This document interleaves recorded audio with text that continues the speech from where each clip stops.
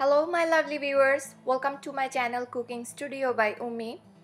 আজকের পর্বে আমি আপনাদেরকে পাঁচমিশালি সবজির নিরামিষ তৈরি করে দেখাবো। একটা হাঁড়িতে নিয়ে নিয়েছি প্রায় 2 টেবিল চামচের মতো তেল। তেলটা একটু গরম হলে দিয়ে দিচ্ছি হাফ চা চামচ পরিমাণ আস্ত জিরা আর হাফ চা চামচ পরিমাণ আস্ত পাঁচ ফোড়ন। অনেকেরই প্রশ্ন থাকে পাঁচ ফোড়ন দেখতে কীরকম হয়। আসলে পাঁচ ফোড়ন হচ্ছে 5টা মশলার মিশ্রণ। এটা আপনারা যারা দেশের বাইরে থাকেন যে কোনো বাঙালি কিংবা ইন্ডিয়ান গ্রোসারিগুলোতে পেয়ে যাবেন, আর যারা দেশে থাকেন তাদের কাছে তো এটা খুবই সহজলভ্য। এর মধ্যে দিয়ে দিচ্ছি একটা তেজপাতা, দুটো শুকনা মরিচ দুটো আমি হাত দিয়ে ভেঙে দিচ্ছি, আর দিয়ে দিব 2-3টা কাঁচামরিচটা আমি মাছ থেকে একটু ফেলে দিচ্ছি। মরিচের পরিমাণটা আপনাদের টেস্ট অনুযায়ী অ্যাডজাস্ট করে নিতে পারেন। এই রান্নাটায় কোনো ধরনের রসুন কিংবা পেঁয়াজের ব্যবহার করা হয়নি, অথচ এটা যে কতটা ফ্লেভারফুল আর টেস্টি যেটা আপনারা ট্রাই না করলে বুঝবেন না। দিয়ে দিচ্ছি 1 টেবিল চামচ পরিমাণ আদা বাটা। এবার এটাকে 1-2 মিনিট ভেজে নিতে হবে যেন কাঁচা গন্ধটা চলে যায়। এখন এর মধ্যে একে একে আমি সবজি ব্যবহার করব। আমি যেহেতু পাঁচমিশালি সবজি ব্যবহার করছি, প্রতিটা সবজি আমি একটু চৌকো বড় করে কেটে নিয়েছি, আর প্রতিটাই হাফ কাপের মতো আছে। আমি আলু আর গাজর দিয়ে দিয়েছি। এবার এটাকে 2-3 মিনিট ভাজবো। যেহেতু এ দুটো হতে সময় একটু বেশি লাগে, তাই এ দুটো আমি আগে দিয়েছি। 2-3 মিনিট পরে এখন আমি এর মধ্যে দিয়ে দিচ্ছি ফুলকপিটাকেও আমি 2-3 মিনিট ভেজে নিব।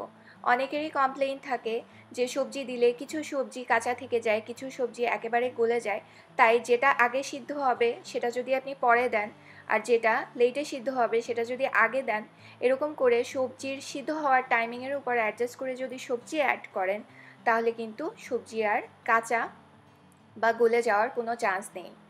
আমি একে একে মিষ্টি কুমড়া আর বাঁধাকপি দিয়ে হাফ চা চামচ পরিমাণ হলুদ গুঁড়া, স্বাদ মতো লাল মরিচের গুঁড়া আর স্বাদ মতো লবণ দিয়ে দিচ্ছি। এবার এই সব কিছুকে ভালোভাবে মিশিয়ে নিতে হবে।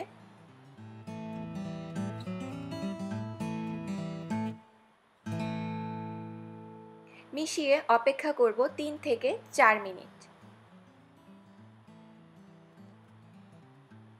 এবার সবজিগুলো যখন একটু গরম হয়ে আসবে তখন এর মধ্যে প্রায় হাফ কাপের মতো পানি দিয়ে দিচ্ছি। এবার চুলার আঁচটা মিডিয়ামে রেখে আমি ঢাকনা দিয়ে ঢেকে দিব, এবং ঢেকেই এই সবজিটাকে কিছুক্ষণ পরপর নেড়ে নেড়ে সিদ্ধ করে নিব।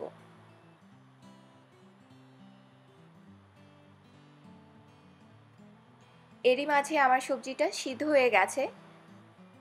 ঠিক যখন আপনারা দেখবেন সিদ্ধ হয়ে গেছে সেই পর্যায়ে কিন্তু একটু লবণটাও চেক করে নেবেন, আর যদি লবণের দরকার হয় অবশ্যই লবণ অ্যাড করবেন।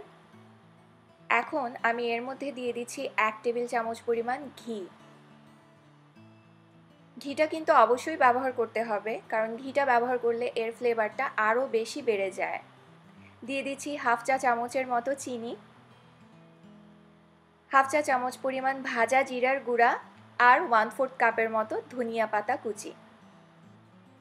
এখন এই সব কিছুকে আবার একটু নেড়েচেড়ে মিশিয়ে আরও 2-3 মিনিট অপেক্ষা করব যেন এই সব কিছুর ফ্লেভার ভালোভাবে মিশে যায়।